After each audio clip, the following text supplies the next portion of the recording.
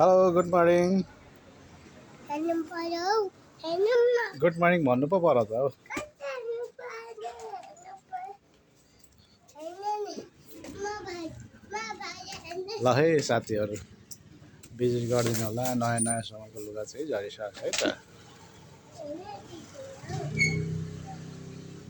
हेर्नु नि मान्छे